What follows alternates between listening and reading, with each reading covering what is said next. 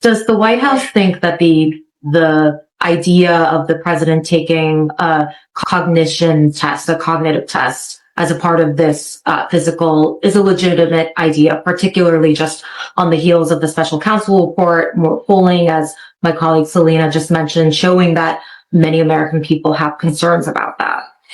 Look, I got this question last week as well, and I'm just going to say what Dr. O'Connor, it's kind of what he said to me about a year ago when the report came out last year, obviously on his physical, which is the president proves every day how he operates, how he thinks, right? But by dealing with world leaders, by making really difficult decisions on behalf of the American people, whether it's domestic, whether it's national security. And so he shows it every day on how he thinks, how he operates. And so that is how the Dr. O'Connor sees it. And that's how I'm going to leave it. What's up, everyone? You watch your own air Nick Jabba podcast here on YouTube. Guys, please like, comment, subscribe, ring that notification bell, and you'll be notified of all my upcoming video releases. Guys, Karine Jean-Pierre has come out as an independent. News has broke today, June 4th, 2025, and we're going to get into it. And I also want to mention something here before I'm really formulating my thoughts on this. You know, I want to bring it back to a news interview she did in Charlotte back in 2024, where she quit the actual interview when she was asked if Joe Biden had dementia.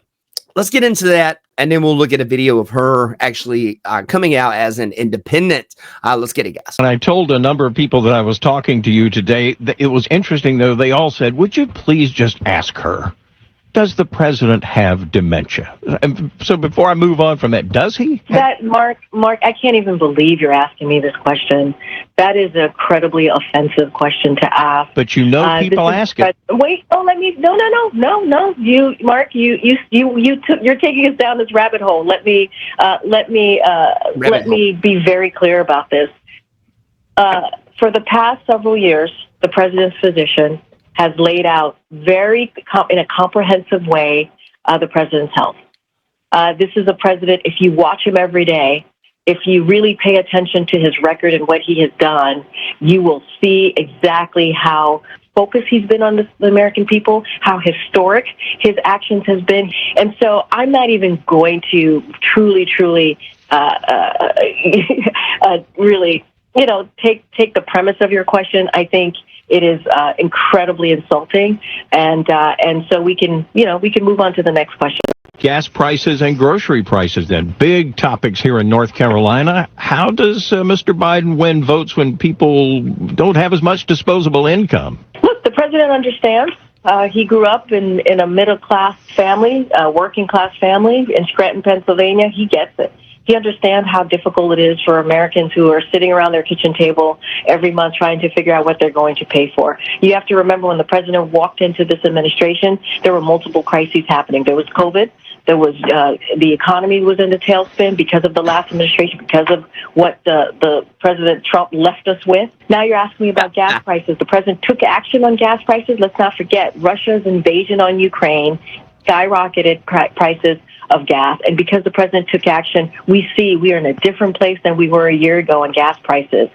Eggs, milk, seafood products, all the important groceries, those costs have gone down because of what this president has been able to do. And with that, thank you so much, Mark. Have an amazing day. Wow. She hung up. Wow.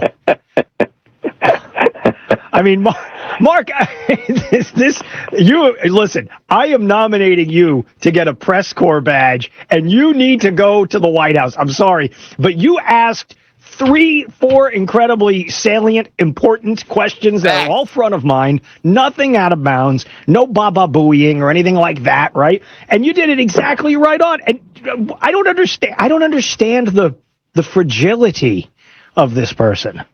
You know, guys, when I first heard that interview last year, I thought, wow, Biden's press secretary just hung up on an interview because she was asked if he had dementia.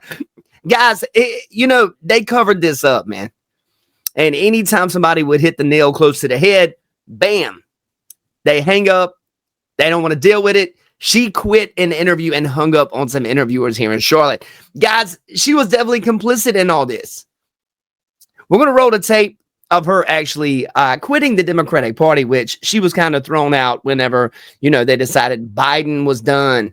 She got thrown out, tossed out of that entire administration by the Democrats. So let's go ahead and check out this next video.